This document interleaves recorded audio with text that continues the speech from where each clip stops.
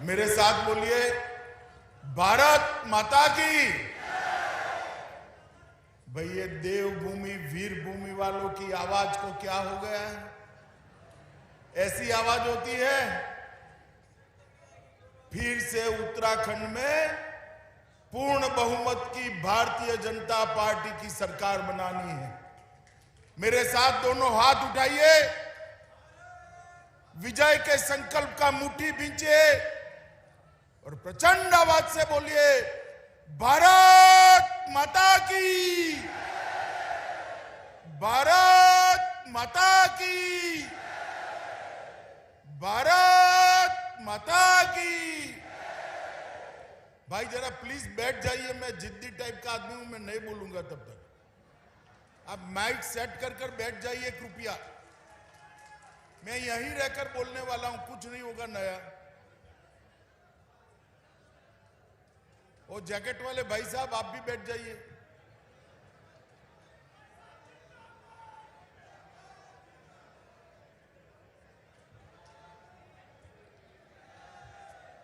सभी का धन्यवाद।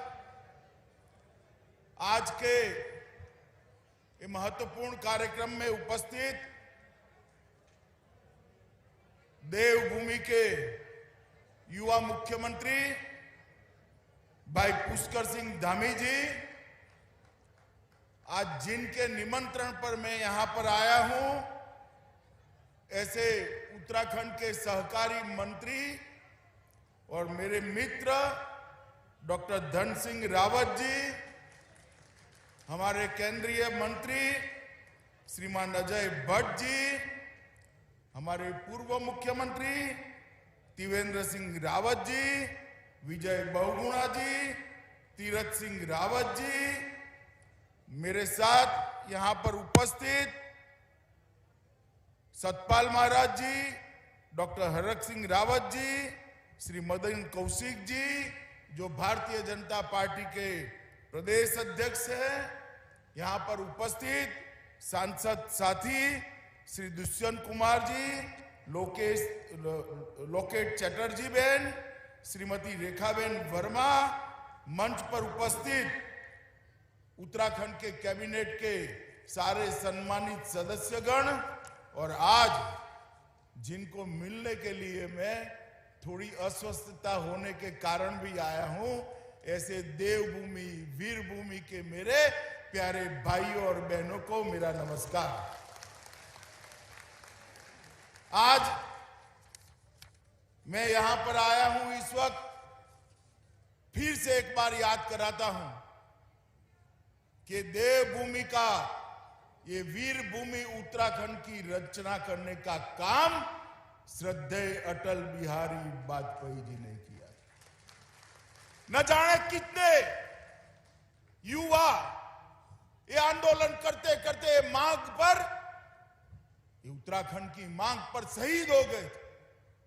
उस वक्त ये भारतीय जनता पार्टी भी उत्तराखंड के युवाओं के साथ ये मांग को बुलंद कर रही थी।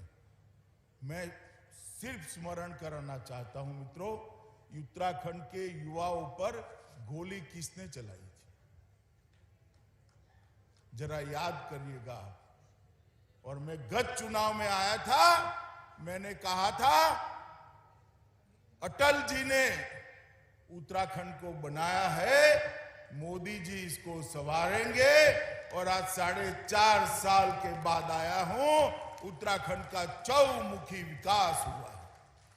मैं आराम से बाद में इसके बारे में बात करूंगा, मगर मैं आज भी कहना चाहता हूं कि अभी भी उत्तराखंड में जो कुछ भी काम बच गया है, हमारे युवा मुख्यमंत्री भाई पुष्कर सिंह धामी के नेतृत्व में इसको समाप्त करने के लिए भारतीय जनता पार्टी कटिबद्ध है मित्रों, और इस वादे से हम कभी पीछे मुड़कर देख नहीं सकते। मित्रों, आज 3 कार्यक्रम एक साथ हुए हैं। मैं इसके लिए धन सिंह रावत को बहुत बहुत साधुवाद देना चाहता हूं। तीनों कार्यक्रम का अपना अपना महत्व है। सबसे पहले आज PACS primary agriculture society Uttarakhand में जितनी भी ग्रामीण सोसाइटियां हैं, इस सब का कंप्यूटराइजेशन करने का काम आज उत्तराखंड ने समाप्त कर दिया है। जब कंप्यूटराइजेशन होता है तो पैक्स के मेंबरान को कभी घपले घोटाले का सामना करने की जरूरत नहीं पड़ती है। जब कंप्यूटराइजेशन हो जाता है तब जिला बैंकों के साथ सीधा जुड़ाव होता है। जिला बैंकों का राज्य सहकारी बैंक के साथ और राज्य सहकारी बैंक का नाबार्ड के साथ जुड़ाव होता है। किसानों की जितनी भी योजनाएं हैं वो पैक्स के माध्यम से सीधे किसान तक पहुंचाने की व्यवस्था हो जाती है। देश में बहुत कम राज्य हैं जिसने एक काम समाप्त किया है। मोदी जी के नेतृत्व में भारत सरकार भी एक कार्य योजना बना रही है जिसके तहत देश भर के सारे एग्रीकल्चर सोसाइटी को, पैक्स को हम कंप्यूटराइज कर जिला बैंक, स्टेट कोऑपरेटिव बैंक और नाबार्ड के साथ जोड़ने का प्रयास करेंगे। अभी योजना बनेगी, मगर योजना के लिए सॉफ्टवेयर बनाना था, मॉडल एक्सेप्ट करना था। नाबार्ड के अधिकारी मेरे पास आए, मैंने उनको कहा कि हमारे धन सिंह ने बनाया है, भाई उत्तराखंड जाकर देख कर आओ और हो सकता है कि उत्तराखंड के मॉडल को पूरा देश स्वीकार कर पूरा देश उत्तराखंड के मॉडल पर आगे बढ़े। मैं इसलिए पुष्कर सिंह जी और धन सिंह रावत को बहुत बहुत बधाई और शुभकामनाएं देना चाहता हूं। दूसरा बहुत बड़ा काम हुआ है। आज मुख्यमंत्री जी ने मुख्यमंत्री घासियारी कल्याण योजना का अनुमोदन किया था, इसका शुभारंभ हुआ। हम जानते हैं इस देवभूमि में पहाड़ की चोटियों पर विपरीत मौसम के अंदर गाय को चारा डालना है, भैंस को चारा डालना है, हमारी माताओं बहनों को चारा लाने में कितनी दिक्कत आती है।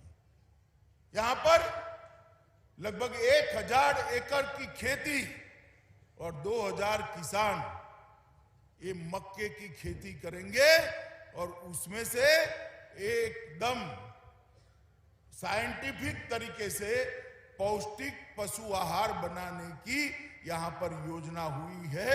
1 लाख किसानों तक इसका फायदा पहुंचने वाला है। थोड़ा बहुत तो मौसम अच्छा होगा तब लीला चारा भी डालना पड़ेगा, हरा चारा उसको डालना पड़ेगा, परंतु ज्यादातर मेहनत हमारी पशुपालन के साथ जुड़ी हुई बहनों की, माताओं की इसके कारण समाप्त होगा। और तीसरा काम हुआ है, यहां पर एक कोऑपरेटिव ट्रेनिंग सेंटर का उद्घाटन मेरे हाथ से कराया गया। मैं आपको कहने आया हूं मित्रों, ये कोऑपरेटिव ट्रेनिंग सेंटर आज कोऑपरेटिव को आगे बढ़ाने के लिए बहुत बड़ी जरूरियात है। सहकारिता आंदोलन को जिस प्रकार से कांग्रेस के राज में क्षीण कर दिया, मोदी जी ने अभी आजादी के अमृत वर्ष पर, आजादी के 75वां साल है, उस वक्त एक नया सहकारिता आंदोलन बनाकर, विभाग बनाकर, मंत्रालय बनाकर सहकारिता से जुड़े हुए देश के करोड़ों किसान, महिलाएं, मजदूर, मछुआरे, ये सब के कल्याण के लिए बहुत बड़ा काम किया है। मित्रों, किसी को इतने साल तक ये याद नहीं आया कि ये छोटा किसान, मझला किसान, ये मछुआरे, ये दूध का व्यापार करने के लिए तरसती अपनी माताएं, बहनें, पशुपालन करने वाला भाई अगर सहकारिता आंदोलन मृतप्राय होता है तो उनका क्या होगा। मगर मोदी जी गरीब के घर से आते हैं, गरीब का दर्द उनके दिल में रहता है। उन्होंने सहकारिता विभाग बनाया, सहकारिता मंत्रालय बनाया। और मेरे लिए भी सौभाग्य की बात है कि पहला सहकार मंत्री बनने का सौभाग्य उन्होंने मुझे दिया। और जब सहकारिता को बढ़ावा देना है तो प्रशिक्षण के बगैर, ट्रेनिंग के बगैर सहकारिता का बढ़ावा नहीं हो सकता। मित्रों, इसलिए आज ये ट्रेनिंग इंस्टीट्यूट जो बनने जा रहा है उसका भी बहुत बड़ा फायदा है। मगर ये मुख्यमंत्री घसियारी कल्याण योजना है, उसका बहुत बड़ा फायदा है। 50% सब्सिडी पर, सिर्फ 2 रुपया किलो पर इनको ये पशु आहार दिया जाएगा। ढेर सारे अकस्मात से, ढेर सारी आपदाओं से ये माताएं बहनें बचेगी। उनका बचा हुआ समय बच्चों को पढ़ाने के लिए भी लगा सकती है, घर में कुछ और काम भी कर कर अपनी आय भी बढ़ा सकती है और साथ में पशुपालन भी कर सकती है। और इस प्रकार की जो साइंटिफिक फूड देने की व्यवस्था करी है उसके पशुओं का स्वास्थ्य और इसके साथ साथ इनकी दूध देने की क्षमता की भी वृद्धि होगी। इस प्रकार से इसको तैयार किया गया। मैंने डिटेल इसका स्टडी किया। मैं फिर से एक बार मुख्यमंत्री जी को बधाई देना चाहता हूं कि मक्के की फसल इतने एकड़ में कोऑपरेटिव तरीके से करना बहुत कठिन था, जिसको आपने जमीन पर उतारा है। और मक्का, मित्रों, आप जानते हैं 90 से 100 दिन के अंदर खेत को खाली कर देता है। तो एक बार मक्का बनाया, बाजार में दे दिया, इससे फूड उसको प्रोसेस कर पशु आहार बनाया और फिर इसका दूसरा सब्जी का या कोई भी वो करना है तो अपनी खेती किसान कर सकते हैं। मित्रों, आज मैं यहाँ आया हूं तब कोई लंबी बात करनी नहीं है। मैं मगर देखता हूं अभी कांग्रेस वालों को इलेक्शन जब आता है तब इनकी सीजन आ जाती है, तुरंत नए कपड़े सिला देते हैं। 5 साल तक कहां थे, कोई हिसाब किताब नहीं। बाढ़ आई कहां थे, कोई हिसाब किताब नहीं। कोरोना आया कहां थे, कोई हिसाब किताब नहीं। और जब इलेक्शन आता है अलग अलग मुद्दों पर धरना, प्रदर्शन, प्रेस कॉन्फ्रेंस। रावत साहब, अब आपको जान गई है जनता। आप जरूर इलेक्शन लड़िए, मगर मैं आपको यहां कहने आया हूं, आप यहां मुख्यमंत्री थे तब नकली शराब डेनिश का जो पूरा घपला घोटाला हुआ था, इसका जरा उत्तराखंड की सरकार को जवाब तो दीजिए भी। मित्रों, देना चाहिए नहीं देना चाहिए? अरे पीछे भी बोलिए जरा, देना चाहिए नहीं देना चाहिए? मित्रों, कांग्रेस भ्रष्टाचार, घपले, घोटाले का पर्याय बनी हुई। ये किसी भी राज्य में कल्याण का काम नहीं कर सकती। ना वो गरीबों का सोच सकती है, ना अच्छा प्रशासन का सोच सकती है। गरीब कल्याण और अच्छा प्रशासन मोदी जी के नेतृत्व में केवल और केवल भारतीय जनता पार्टी दे सकती है और कोई नहीं। मित्रों, 2017 में जब चुनाव हुए, मैं ही भारतीय जनता पार्टी का राष्ट्रीय अध्यक्ष था। मैं इस देवभूमि पर आया था। हमने हमारा एक घोषणा पत्र जारी किया था और घोषणा पत्र को लेकर कोई भी स्टडी कर दे, हमने 85% से ज्यादा हमारे वादे समाप्त कर दिए। तो 85%। और मैं यहां पर चैलेंज देकर जाता हूं रावत साहब को कि रावत साहब, आप कांग्रेस में थे, उसका घोषणा पत्र था, आपकी सरकार में रहते मुख्यमंत्री के नाते सारी घोषणाओं थी, इसका सूची बना दो। मैं मेरे युवा मोर्चा के अध्यक्ष को भेजता हूं, यहां हो जाए देहरादून के चौराहे पर 2-2 हाथ एक बार चर्चा। ये कांग्रेस पार्टी वादा खिलाफी करने वाली पार्टी है। ये कांग्रेस पार्टी राजनीतिक रूप से सत्ता हथिया कर उसका उपभोग करने वाली पार्टी है। वो कभी भी किसी लोक कल्याण का काम नहीं कर सकते। अरे यहां तक मित्रों, मैं आया था, कुछ लोग मुझे मिलने आ गए, मेरा काफला रुक गया था, तो मैंने पूछा भाई क्या हुआ, तो कि साहब आपको मालूम नहीं है शुक्रवार है। मैं क्यों, शुक्रवार को क्या होता है? मैं तो थोड़ा सोचने लगा कि मुझे मेरा जनरल नॉलेज वीक हो गया, शुक्रवार में क्या होता है? तो उसने कहा शुक्रवार को नेशनल हाईवे बंद कर कर वहां नमाज पढ़ने की इजाजत दे देते हैं। शुक्रवार को छुट्टी देने की भी हिमाकत करने की सोची थी इन्होंने।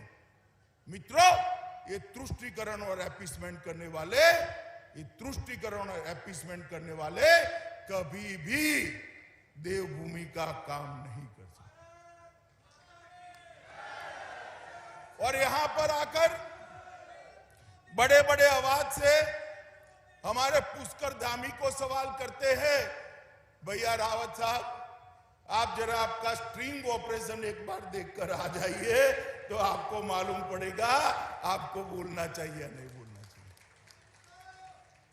मित्रों, कांग्रेस पार्टी कभी भी उत्तराखंड का भला नहीं कर सकती। उत्तराखंड के अंदर विकास की बयार तभी आई जब संपूर्ण बहुमत की भारतीय जनता पार्टी की सरकार, ये उत्तराखंड की जनता ने भारतीय जनता पार्टी को दी। और मोदी जी ने, पहले त्रिवेंद्र सिंह थे, तीरथ सिंह थे और पुष्कर सिंह आए, मोदी जी ने हमारे तीनों मुख्यमंत्रियों को साथ लेकर एक विकास का नया संपुट बनाया है। इसके कारण आज उत्तराखंड आगे बढ़ रहा है। मित्रों, इतना बड़ा कोरोना का आपदा आई, पहाड़ पर है हमारा प्रदेश, दूर सुदूर भौगोलिक क्षेत्र में रहने वाले लोग हैं, मगर कोई भी कहां पर भी रहा हो, मैं इतना निश्चित कह सकता हूं, कोरोना से बचाने का काम भारतीय जनता पार्टी की सरकार ने किया। उत्तराखंड हमारा ये वीर भूमि, ये देवभूमि, 100% टीकाकरण जिन राज्यों में सबसे पहले हुआ, उसमें से हमारा उत्तराखंड है। ऑक्सीजन प्लांट भी लगाए गए, नए नए अस्पताल खोले गए, नए नए बेड बनाने की व्यवस्था हुई। तीसरी लहर आई नहीं, बद्री विशाल की कृपा है, मगर आती तो भी सारी तैयारियां हमारी भाजपा सरकार ने कर रखी थी। इस प्रकार से काम करते हैं। और अभी आपदा आई, आपदा के अंदर जैसे ही भारत सरकार से सूचना मिली, मुख्यमंत्री जी अयोध्या थे, सारे कार्यक्रम बंद कर वापिस आए और एक भी यात्री की जान नहीं गई है। मित्रों, एक भी यात्री की जान नहीं गई। दूसरे दिन ही रेस्क्यू ऑपरेशन आया, शुरू हो गया। मैं आया रात को बड़े सवेरे 9 बजे, रिव्यू बैठक चालू हुई, मैं तो आश्चर्यचकित हो गया, मेरे करने के लिए कुछ बाकी ही नहीं था। तो मैंने फिर सिर्फ बधाई देकर वापिस जाना ही उचित समझा। और मित्रों, हवाई निरीक्षण में मैं जहां जहां गया, मुख्यमंत्री, राज्य के चीफ सेक्रेटरी और डीजीपी तीनों को वल्नरेबल पॉइंट्स मालूम थे, कहां प्रॉब्लम है, कहां अभी सुधार करना है। इस प्रकार की जागरूक सरकार जब हो तभी विकास हो सकता है। मित्रों, आज मैं यहां पर आया हूं तब ये भी कहना चाहता हूं कि गंगा जल के वितरण के लिए भी कोऑपरेटिव तरीके से एक नया काम शुरू हुआ है और इससे देश भर के मां गंगा के प्रति श्रद्धा रखने वाले श्रद्धालुओं को घर बैठे गंगा जल भी मिलेगा और उनका मोक्ष का रास्ता भी खुल जाएगा। आज मैं यहां आया हूं, अपना केदार धाम क्षत विक्षत हो गया था। जब आपदा आई तब 5 तारीख को प्रधानमंत्री जी उसका वहां पर एक बहुत बड़ा भगवान आदि शंकराचार्य का मूर्ति वहां लगाने वाले हैं मित्रों, और उसके साथ देश भर के शिवालयों को उन्होंने जोड़ा है। बद्रीनाथ की योजना तैयार हो गई, काम चालू होगा। केदारनाथ का पुनर्निर्माण आज समाप्ति के आरे पर है। और आपका 4 धाम संपर्क का जो सुधार था वो 890 किलोमीटर क्या 11,680 करोड़ के खर्चे से 4 लेन रोड, अरे 4 वेदर रोड, 365 डे रोड आज समाप्ति की ओर जा रहा है। ये भारतीय जनता पार्टी भी कर सकती। उनको तो डर लगता था कि भाई केदार धाम का मंदिर बना लेंगे तो अपनी वोट बैंक क्या सोचेगी। रावत साहब आप डरिए, हम किसी से नहीं डरते। ये बद्री विशाल और केदार धाम उत्तराखंड का नहीं पूरे भारत का गौरव है, उसका पुनर्निर्माण होना ही चाहिए। अमृतसर कोलकाता औद्योगिक गलियारे के लिए 20,000 करोड़ का निवेश, ऋषिकेश कर्णप्रयाग नई रेल लाइन 125 किलोमीटर की 24,659 करोड़ का रेल निवेश, राष्ट्रीय राजमार्ग के नगीना काशीपुर खंड को 4 लेन का बनाना 2500 करोड़ का निवेश, काशीपुर सितारखंड नेशनल हाईवे 74 757 करोड़ का निवेश, विष्णुगढ़ पीपलकोटी जल विद्युत परियोजना 450 मेगावाट की 3860 करोड़ का निवेश, तपोवन विष्णुगढ़ जल विद्युत परियोजना 5867 करोड़ का निवेश, हरिद्वार देहरादून चौड़ीकरण योजना 593 करोड़ का निवेश, Lata Tapovan hydro electric power project 1527 crore का निवेश, मुजफ्फरनगर हरिद्वार चौड़ीकरण 754 करोड़ का प्रोजेक्ट, किसाऊ 660 जल विद्युत परियोजना 7,000 करोड़ का project, Tehri pump storage plant 4,825 crore का प्रोजेक्ट और देवबंद रुड़की नई लाइन परियोजना 780 करोड़ का प्रोजेक्ट। मित्रों 85,000 करोड़ के प्रोजेक्ट एक छोटे से राज्य में मोदी जी ने एक 5 साल के अंदर भेजने का काम करा है।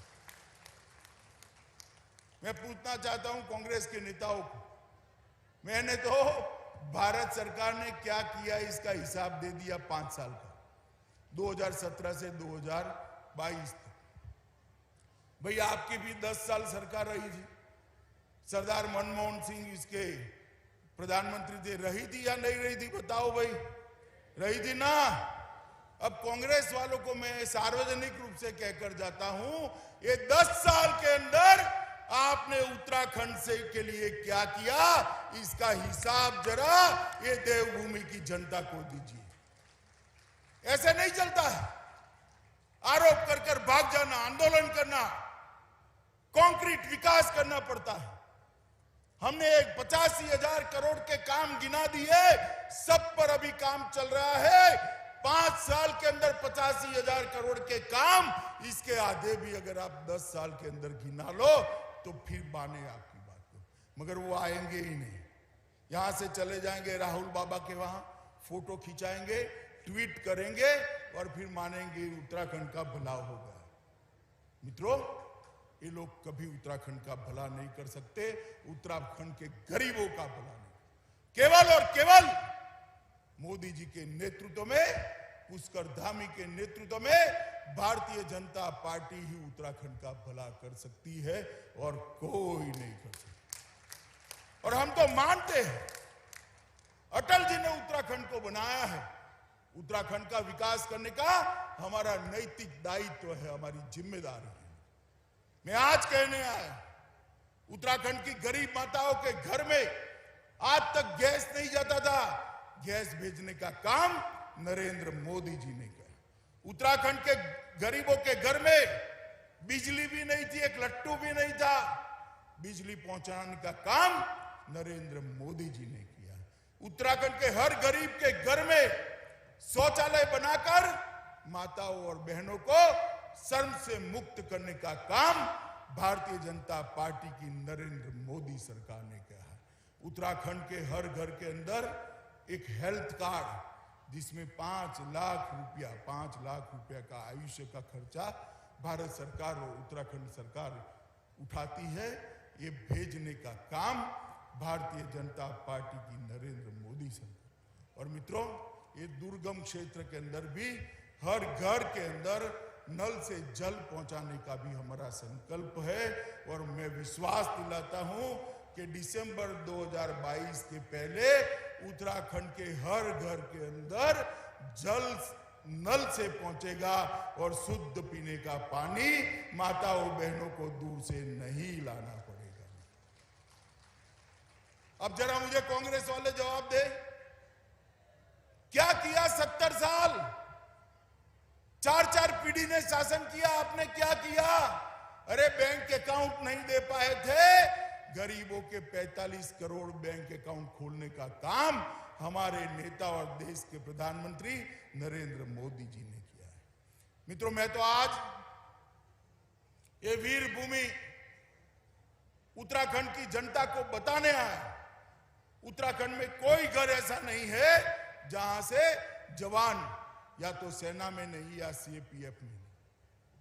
देश की सुरक्षा करने के लिए उत्तराखंड के जवानों ने हमेशा अपना सर्वोच्च बलिदान दिया है। ये वीरों की भूमि, ये वीर भूमि है। और जब वन रैंक वन पेंशन की बात थी, 70 साल तक राज करने वाली कांग्रेस जवानों के लिए वन रैंक वन पेंशन की बात ही नहीं करती थी। आपने आशीर्वाद दिया, सभी सीटें भारतीय जनता पार्टी को दे दी, मोदी जी को आपने प्रधानमंत्री बनाया। एक ही झटके में 2016 में वन रैंक वन पेंशन का मसला समाप्त कर लाखों जवानों के घर में उनका अधिकार देने का काम ये भारतीय जनता पार्टी की सरकार ने। मगर मित्रों, गड्ढा बहुत बड़ा है, 5 साल में नहीं भरेगा। हमें एक मौका दीजिए, मैं आपको वादा कर जाता हूं, एक मौका दीजिए, हर घर में खुशहाली लाने का काम मोदी जी और हमारे पुष्कर धामी की टीम बनकर करेगी। हम लोग विकास में मानते हैं, हम लोग गरीबों का दर्द जानते हैं, क्योंकि हमारा नेता ही चाय बेचने वाले के गरीब परिवार में जन्म हुआ है। मित्रों, मैं फिर से एक बार आप सब लोगों को निवेदन करता हूं, आज जो 4 योजनाओं का शुभारंभ हुआ है उसकी शुभकामनाएं देता हूं। और साथ में आने वाले दिनों में उत्तराखंड की जनता कोई गलत फैसला न करेगी। भारतीय जनता पार्टी का साथ दीजिए, मोदी जी पर विश्वास करिए और पुष्कर धामी को मौका दीजिए, हम उत्तराखंड को बदल कर रखें। बहुत सारी माताएं बहनें आई, घर में मटका खरीदना होता है तो ऊपर टकोरा लगाते हैं ना, पक्की है या कच्ची है, मटकी लगाते हैं या नहीं लगाते? तो भाई 50 रुपए की मटकी खरीदने में टकोरा लगाते हो, 5 साल के लिए सरकार बनानी है, जरा टकोरा ढंग से लगा देना, रॉन्ग नंबर डायल न हो जाए, वरना ये फिर से आरोपों की राजनीति करेंगे, काम कुछ नहीं करेंगे और भ्रष्टाचार का बयार आ जाएगा। भारतीय जनता पार्टी के नेतृत्व में यहां पर विकास की एक शुरुआत हुई है, उसको सातत्य दीजिए, उसको समर्थन कीजिए, उसको आशीर्वाद दीजिए और भगवान केदारनाथ और हमारे बद्री विशाल को पूरे विश्व के अंदर गौरव हो ऐसे विकास के साथ बैठा हुआ देखिए। इतनी ही बात कर मेरी बात को, मेरे शब्दों को विराम देता हूं। मैं आप सभी से निवेदन करता हूं, एक संकल्प के लिए दोनों हाथ उठाइए, मेरे सामने उठाइए दोनों हाथ, विजय के संकल्प की मुट्ठी बीचे और प्रचंड आवाज से बोलिए, भारत माता की, भारत माता की, भारत माता की, वंदे वंदे वंदे।